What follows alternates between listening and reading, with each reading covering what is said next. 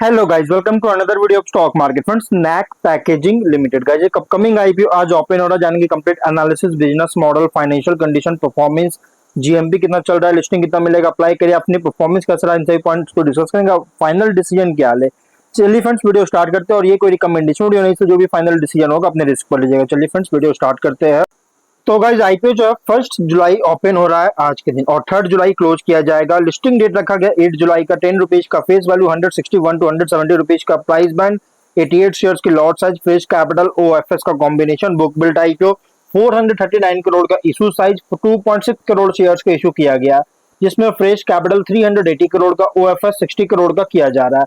Employ discount दिया गया 16 rupees का। बीएससी एनएससी दोनों एक्सचेंज में लिस्टिंग होगा। अलॉटमेंट डेट 6 जुलाई का 7 को रिफंड रिलीज किया जाएगा। शेयर्स डिमैट अकाउंट में क्रेडिट होगा। ऑफर दिया गया है क्यूआईबी 50%, एचएनआई 15 और रिटेल 35% ऑफर दी गई है, जो कि रिटेल मिनिमम 1 लॉट अप्लाई कर सकते हैं। 88 शेयर्स मिलेंगे, 14.9 थाउजेंड पे करना पड़ेगा। मैक्सिमम 13 लॉट अप्लाई कर सकते हैं, 1.9 लाख पे करना पड़ेगा। Small HNI minimum 14 lot apply कर सकते हैं, 2.1 लाख पे करना पड़ेगा। मैक्सिमम 66 लॉट अप्लाई कर सकते हैं, 9.9 लाख पे करना पड़ेगा। Big HNI minimum 67 lot apply कर सकते हैं, 10 लाख पे करना पड़ेगा। मैक्सिमम कोई लिमिट नहीं है।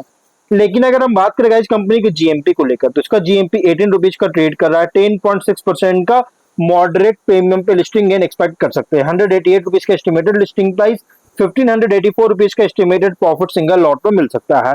बिजनेस की बात करें तो कंपनी का जो बिजनेस है, अगर देखा जाए तो इसका बिजनेस ट्रेड कर रही है, बिजनेस करता है कंपनी। 2013 में इनकॉर्पोरेट किया गया था, और एक इंटीग्रेटेड पैकेजिंग सॉल्यूशंस प्रोवाइडर है। और कंपनी का फोकस है इनोवेशन, एक्सपोर्ट्स और सस्टेनेबिलिटी, तीनों पर फोकस है।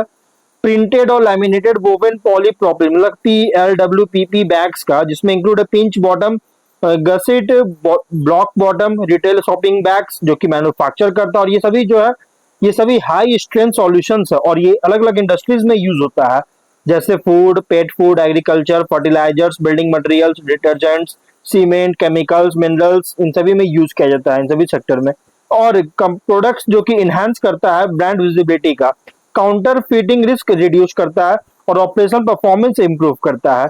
25 फिस्कल के अकॉर्डिंग कंपनी लगभग Indian flexible bulk PLWPP bag market का 10% मार्केट शेयर था कंपनी का मार्केट शेयर है इंडियन मार्केट शेयर में। और ये लीडिंग इंडियन नेम्स जैसे Baba agro food limited, rules pet foods private limited, Ebro India private limited, KRBL limited, DCM Shriram, इन और बहुत सारे ग्लोबल ब्रांड्स भी है, जो कि 68 कंट्रीज में, जिसमें इंक्लूड है कारगिल, क्रिस्टो ऐसे, रेपिसो डिटर्जेंट पीएलसी। और कंपनी जो है मतलब किसके कंपनीज को सर्व करती है। और कंपनी का एक्सपोर्ट कंट्रीब्यूट की बात करें तो मेजर शेयर ऑपरेशन जो है एक्सपोर्ट से भी होता है।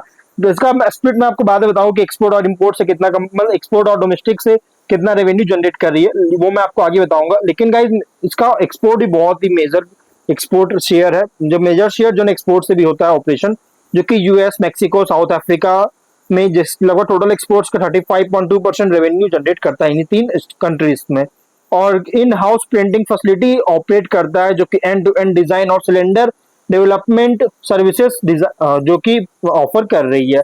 31 मई के अकॉर्डिंग कंपनी लगभग 73,000 प्लस प्रिंटिंग सिलेंडर को डेवलप कर चुका है, और 13,379 SKUs हैंडल कर चुका है, और 92,065 स्क्वायर फीट का वेयर हाउस मेंटेन किया है स्टोरेज के लिए, जो कि कंसिस्टेंट क्वालिटी इनेबल कर रहा है मोर देन 1950 कस्टमर्स को वर्ल्ड वाइड।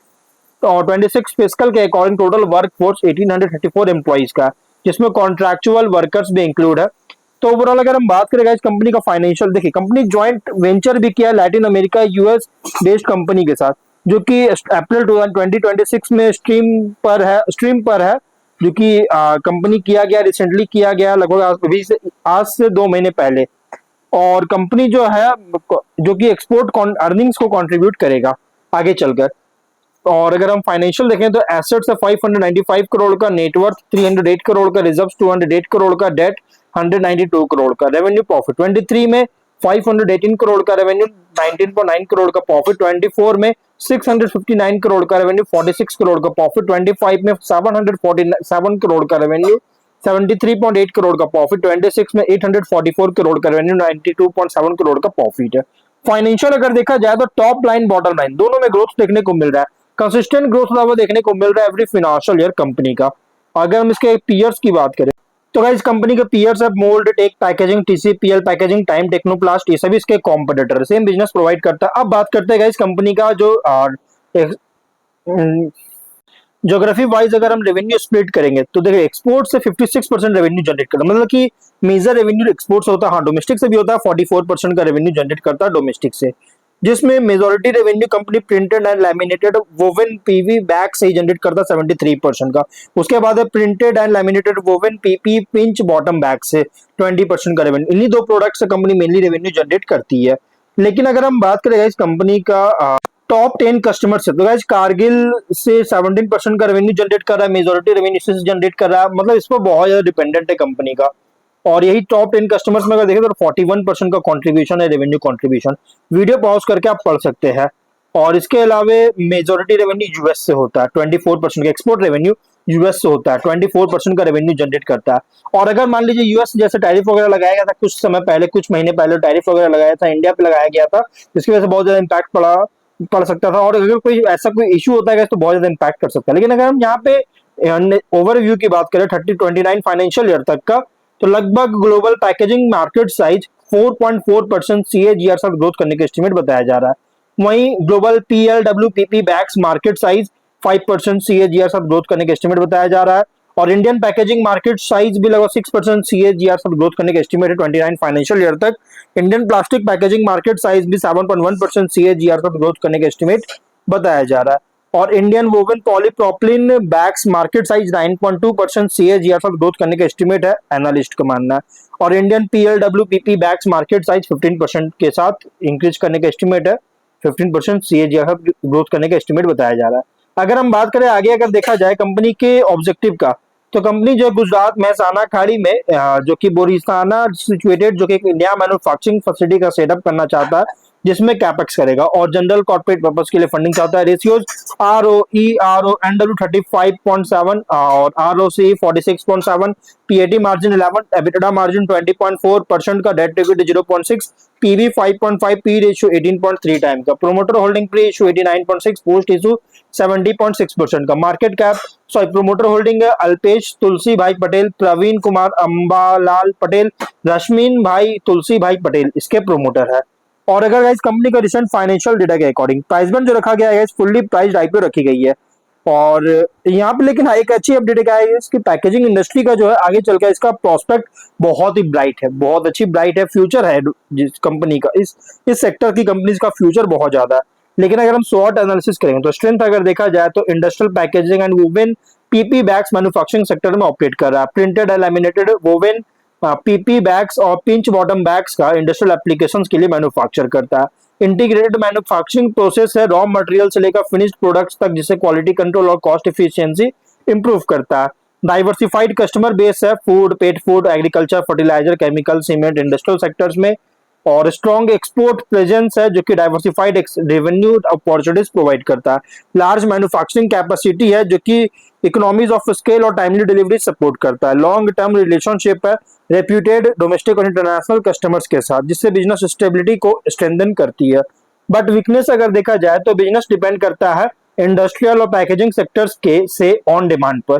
प्रॉफिटेबिलिटी भी जो कि पॉलीमर और रॉ मटेरियल प्राइसेस में फ्लक्चुएशन के द्वारा अफेक्ट कर सकती है। वर्किंग कैपिटल इंटेंसिव है इन्वेंट्री और रिसीवेबल रिक्वायरमेंट्स के कारण। एक्सपोर्ट बिजनेस जो कि एक्सपोज हो सकता है फॉरेन करेंसी फ्लक्चुएशंस के कारण। और रेवेन्यू जो कि इन्फ्लुएंस हो सकता है कस्टमर कॉन्सेंट्रेशन के द्वारा की इंडस्ट्रीज में। लेकिन अपॉर्चुनिटीज की बात करें तो डिमांड ग्रो कर रही है high performance industrial packaging solutions के लिए, और न्यू एक्सपोर्ट मार्केट्स में एक्सपैंड कर रहा है, जिससे रेवेन्यू डाइवर्सिफिकेशन इंक्रीज कर सकता है। फूड प्रोसेसिंग, एग्रीकल्चर और इंडस्ट्रियल सेक्टर्स के से डिमांड बहुत तेजी से इंक्रीज कर जिससे लॉन्ग टर्म ग्रोथ को सपोर्ट करता है। Sustainable value added packaging product से डेवलपमेंट हो रहा है, जिससे मार्जिन इंप्रूव कर सकता है। कैपेसिटी एक्सपेंशन से मार्केट पोजीशन और ऑपरेशनल एफिशिएंसी को स्ट्रेंथन कर सकती है। लेकिन थ्रेट की बात करें तो स्ट्रॉन्ग कंपटीशन है डोमेस्टिक और इंटरनेशनल पैकेजिंग मैन्युफैक्चरर से। Crude oil based raw material price में वोलेटिलिटी के कारण मार्जिन इंपैक्ट कर सकता है। एनवायरमेंटल रेगुलेशंस जो कि लगाए जा सकते हैं पैकेजिंग प्लास्टिक पैकेजिंग से रिलेटेड, जिससे कॉम्प्लायंस कॉस्ट को इंक्रीज कर सकता है। इकोनॉमिक स्लो डाउन के कारण इंडस्ट्रियल पैकेजिंग डिमांड रिड्यूस कर सकता है। सप्लाई चेन डिस्ट्रप्शन के कारण प्रोडक्शन और डिलीवरीज अफेक्ट कर सकती है। पीयर कॉन्टेक्स्ट करें तो लार्ज इंडस्ट्रियल पैकेजिंग कंपनीज का कंपैरिजन में देखा जाए तो ऑपरेट कर as a specialised manufacturer woven PP packaging solutions का, और अदर पैकेजिंग कंपनीज के अगेंस्ट देखा जाए तो manufacturing scale, product quality, customisation capability, export presence पर compete करता है। इन्वेस्टर के लिए आईपीओ रिप्रेजेंट कर रहा है industrial packaging and manufacturing sector पे, जहां ग्रोथ डिपेंड करता है industrial demand, export growth, operational efficiency, value added packaging solutions पर। लिस्टिंग स्ट्रैटेजी अगर देखा जाए तो इसमें लिस्टिंग इन व्यू के अकॉर्डिंग देखिए सब्सक्रिप्शन डिमांड बहुत ही अगर स्ट्रांग होता है रिटेल, एचएनआई, क्यूआईबी हर एक कैटेगरीज में, तो कंसीडर कर सकते हैं। जीएमपी सब्सक्रिप्शन ट्रेंड को मॉनिटर जरूर कीजिएगा इशू क्लोज होने से पहले, मतलब अप्लाई करने से पहले। और लॉन्ग टर्म इन्वेस्टमेंट के अकॉर्डिंग देखिए ये आईपीओ उन इन्वेस्टर के लिए सुटेबल है जो packaging, industrial packaging, export oriented manufacturing पर पॉजिटिव आउटलुक देखते हैं। Export growth, customer diversification, capacity expansion, operating margin, revenue growth listing के बाद ट्रैक जरूर कीजिएगा लॉन्ग टर्म पर्पस के लिए। और लिस्टिंग गेन के लिए देखिए सब्सक्रिप्शन डिमांड और जीएमपी सपोर्टिव है तब कंसीडर कर सकते हैं, सिलेक्टिव है लॉन्ग टर्म के लिए, लेकिन उन इन्वेस्टर के लिए सुटेबल है जो पैकेजिंग एंड मैन्युफैक्चरिंग सेक्टर पर लॉन्ग टर्म व्यू जिनका है, उन इन्वेस्टर के लिए सुटेबल। मतलब ये IPO pure medium to long term IPO और फंडामेंटली बहुत ही स्ट्रॉन्ग आईपीओ, इसलिए जो भी फाइनल डिसीजन लीजिएगा अपनी रिस्क पर लीजिएगा। ये कोई रिकमेंडेशन वीडियो नहीं, तो गाइस वीडियो यहीं पे एंड करते हैं। अगर कोई डाउट है कमेंट बॉक्स में पूछे, मिलते हैं नेक्स्ट वीडियो में। Bye bye.